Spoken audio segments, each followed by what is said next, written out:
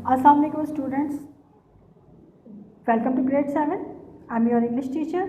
Students, as you know that in the previous lecture we read the chapter number 1. Today, now in this lecture we do the exercise of chapter number 1, the secret of Seaview Cottage. You have to start the exercise in the following steps. I will tell you how. सबसे पहले आपने copy please open your copies खोलने के बाद first page आपका index का है।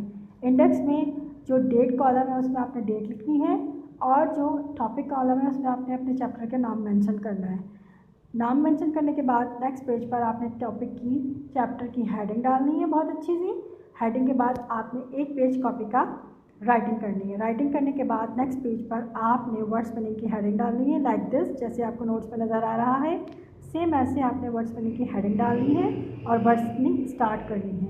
मैं आपको वर्ड्स मीनिंग बताती हूँ। नंबर 1 है फॉरेज, दाने चारे की तलाश या खाने पीने की अशिया का अमल। नंबर 2 है वॉयज मीन्स बहरी सफ़र। नंबर 3 है फेवली मीन्स कमज़ोरी। नंबर 4 है एब्रप्टली मीन्स अचानक। नंबर 5 है कॉन्ट्राबैंड मीन्स खिलाफ कानून या नाजायज़। नंबर 6 है जॉब मीन्स मुश्तरी। नंबर 7 है टर्निश मीन्स आलूदा करना या मैला करना। नंबर 8 है सॉलमन मीन्स दीनी या मजहबी। नंबर 9 है गैंगवे मीन्स जहाज़ के कई रास्तों में से कोई रास्ता। नंबर 10 है नैप्ड मीन्स बेफिक्र होना। नंबर 11 है रैप्ड मीन्स छीन लेना। नंबर 12 है इमर्ज मीन्स जाहिर होना। Assalamualaikum students, welcome to grade 7, lecture number 2. Students, as you know that in the previous lecture we do the word spelling of chapter number 1. Now in this lecture we do the exercise B, question answer of chapter number 1, the secret of Seaview Cottage. Now we will start the question answer. सबसे पहले आपने page पर question answer की heading डालनी है, like this, जैसे आपको notes में नज़र आ रहा है। फिर आपने करना है question number 1. Question number 1. How long was a Sea Scout troop going to be on holiday? Scouts का जो ट्रूप था वो कितने अरसे के लिए हॉलीडे के लिए आया था? आंसर है इसका, the sea scout troop was going to be on holiday for a month. 1 महीने के लिए स्काउट का ट्रूप जो है वो हॉलीडे के लिए आया था.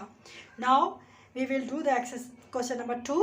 क्वेश्चन नंबर 2 है, find the description and speech of the scout master Mr. Millman and create a short character sketch of Mr. Millman.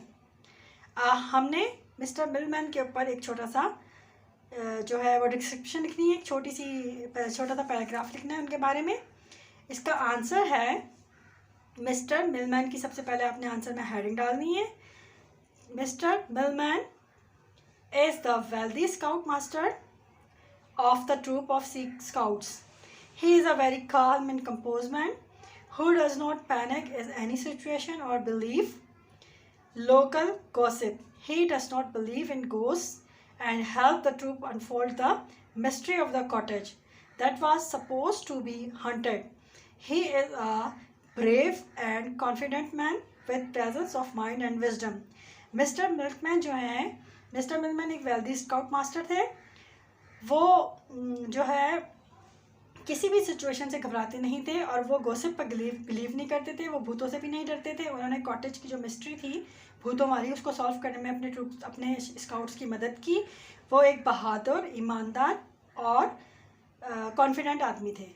Now we will start we do the question number 3. Which expressions tell us that the sea scouts enjoy the adventure? क्या expression थे adventure को enjoy करते हुए scouts के?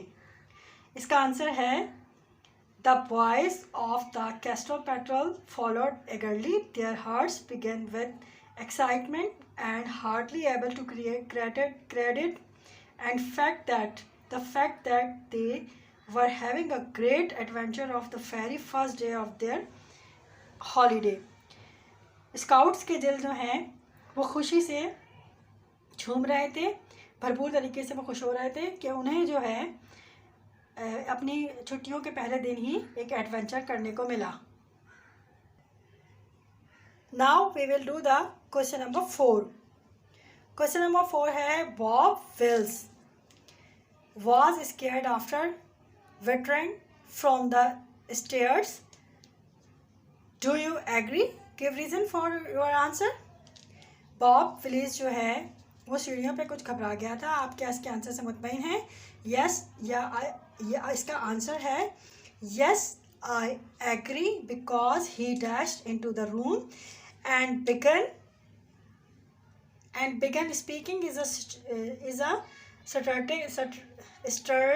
stuttering voice. He tried to be brave, but it was obvious that he was finding it difficult to keep himself composed. जी हाँ, हम मुत्तफ़िक हैं इस बात से, क्योंकि वो डैश जब वो रूम में दाखिल हुआ था उसने बहुत हल्की आवाज़ में बात शुरू की। वो जो है अपने डर को ख़त्म कर रहा था। वो ये साबित करना चाह रहा था कि वो डरता नहीं है, मगर उसे हकीकत में डर लग रहा था। Now we will do the question number 5। Question number 5 है which words the phrase tell us that the treasure had been hidden a long time. क्या चीज़, कौन सा पैराग्राफ ये जाहिर कर रहा है कि ख़जाना जो है वो बहुत टाइम तक जो है वो छुपा हुआ था? आंसर है answer number 5। It is evident that the treasure had been hidden a long time because it was hidden by a converting of plaster completely concealed under layers of dirt. Also, the gold and silver articles had been tarnished. ख़जाना जो है वो इसलिए नज़र नहीं आ रहा था, इसलिए छुपा हुआ था क्योंकि वो प्लास्टर से ढका हुआ था और उसके ऊपर डस्ट और गंदी मिट्टी वगैरह लगी हुई थी, जिसकी वजह से सोने और चांदी के वो ज़ेवरात कुछ मैले और पुराने लग रहे थे। Now we do the question number 6। Question number 6, what were the 2 secrets of Seaview cottage. Seaview cottage के 2 सीक्रेट बताएं। आंसर, इसका आंसर है two secrets of the Seaview cottage were the treasure trove and the fact that smugglers were using it for their business. Treasure secret of Seaview के 2 जो है secrets ये थे कि वहाँ पर एक तो ख़जाना छुपा हुआ था और दूसरा स्मगलर्स जो है वहाँ से स्मगलिंग का बिजनेस करते थे। Now we do the question number 7। What do you think happened of the smuggler. आपके ख्याल में स्मगलर्स के साथ क्या हुआ? द आंसर है the smugglers were probably handed over the police. Smuggler जो हैं वो पुलिस के हवाले कर दिए गए। अस्सलाम वालेकुम students, welcome to grade 7 lecture number 3. Students, as you know that in the previous lecture we do the question answer from chapter number 1. Now in this lecture we do the reference context of chapter number 1, the secret of Seaview cottage. अब हम chapter number 3 chapter number 1 के reference context करेंगे। Reference context कहते हैं कि हम आपको book में से एक लाइन दे दी जाती है, आपको उस लाइन को पढ़ना है, फिर उससे रिलेटेड हमने आपसे क्वेश्चन पूछने हैं, उन क्वेश्चन का आंसर देना है आपने। Now we do the start reference context. Okay, आपने सबसे पहले कॉपी में रेफरेंस कॉन्टेक्स्ट की हेडिंग डालनी है। Read these lines from the story the answer the question. आपने लाइन पढ़नी है और इससे रिलेटेड क्वेश्चन हैं जो पूछे गए हैं उसके आंसर देने हैं। लाइन नंबर 1 है, but how did the smuggler manage to miss it? I should have thought it would be impossible not see this lot. Smugglers जो हैं उन्होंने कैसे इस ख़जाने को मिस किया और आपके ख्याल में वो कैसे उन्हें नज़र नहीं आए? अब इससे रिलेटेड इस लाइन से रिलेटेड आपसे कुछ क्वेश्चन पूछे जा रहे हैं, आपने उनका आंसर लिख देना है। आंसर क्वेश्चन नंबर 1 है, who says these words and to whom. ये अल्फाज किसने कहे थे और कब कहे थे? Mister Milman. इसका आंसर है mister Milman is speaking to Gavard Turnbull. Mister Milman ने जो है वो ये अल्फाज कहे थे जब वो अंदर दाखिल हुआ था, ठीक है, बुल के टनल के अंदर। क्वेश्चन नंबर बी है, व्हाट इज बीइंग स्पोकिंग अबाउट। ये अल्फाज किसके बारे में कहे गए थे? आंसर है The pile of tarnished gold and silver articles as well as the bleached skeleton is being spoken about. ये अल्फाज जो हैं वो जो सोना जो छुपा हुआ सोना था ना, जो मिट्टी से और चूने से ढका हुआ था, उसके बारे में बोले गए थे, और उसके ऊपर जो ढांचा रखा हुआ था उसके बारे में पूछे गए हैं। क्वेश्चन नंबर सी है, how have the smuggler miss it. Smugglers ने इनको कैसे मिस किया, कैसे वो उसको नज़र नहीं आए? आंसर है the smuggler had miss it as it was hidden by a covering of plaster concealed by layer of dirt. स्मगलरों से ये इसलिए छुपा रह गया कि वो जो है प्लास्टर की तह से ढका हुआ था और गंदगी से ढका हुआ था। Okay, question number D, where do you think it came from. आपके ख्याल में ये सोना कहाँ से आया? इसका आंसर है the owner of the cottage must have hidden in the tunnel. ये जो कॉटेज के मालिक था उसने इस खजाने को टनल में छुपाया हुआ था। Line number 2, you read too late sir he called out. आप बहुत लेट हो चुके हैं, उसने कहा। अब इससे रिलेटेड क्वेश्चन नंबर 1 पूछा गया आपसे, who says these words and to home.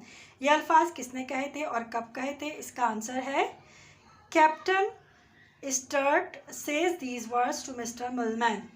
Captain Sturt ने ये अल्फाज कहे थे मिस्टर मिलमैन को। नंबर 2 है, इसका नंबर बी है, क्वेश्चन नंबर बी है क्वेश्चन नंबर बी है, why does he need to call out. क्यों जो है ज़रूरत पड़ी उसे बुलाने की? इसका आंसर है he needs to call out because he had found the 4 smugglers the scout master had been chasing after. उन्हें बुलाने की, पुलिस को बुलाने की इसलिए ज़रूरत पड़ी क्योंकि स्काउट मास्टर ने जो है 4 स्मगलरों का पीछा किया था और उन्हें पकड़ लिया था। क्वेश्चन नंबर सी है, what does the speaker man who what has he done. Speaker man का क्या मतलब, स्पीकर का क्या मतलब है? मीन। और वो क्या करता है? इसका आंसर है he means to say that they were late in catching the smuggler he had catch them while they were making of the Sea Hawk. इसका स्पीकर का मतलब है कि आप लोग स्मगलर को पकड़ने में नाकाम हो गए थे। ही हैड कैच दैम, और उन्होंने उसे पकड़ लिया था जो कि चोरी किया करते थे नायाब जानवरों की समंदर में से। Now we do the exercise number C. Exercise C, find land lay adjectives in the story. आपने स्टोरी में से कुछ एडजेक्टिव्स जो हैं वो ढूंढकर अपनी कॉपी में लिखने हैं। ये आपने कॉपी में लाइन से ये वर्ड्स लिखने हैं जो कि आपकी स्टोरी में से आपने ढूंढने हैं एडजेक्टिव। ठीक है, नंबर ए है lamely, B bravely, eagerly, abruptly, earnestly, heavily, goodly, रफली, इंटेंटली। ये वर्ड्स आपने अपनी कॉपी पे लिखने हैं। आपका चैप्टर कंप्लीट हो गया। ओके, आपका चैप्टर कंप्लीट हो गया। नाउ अब आप क्या करेंगे students, you have to do this work in the duration of 15 days. 15 days के अंदर आपने अपना काम अपनी कॉपी के अंदर लिखना है। Then submit your copies in school, we will check it out. Thanks, अल्लाह हाफिज़ स्टूडेंट्स।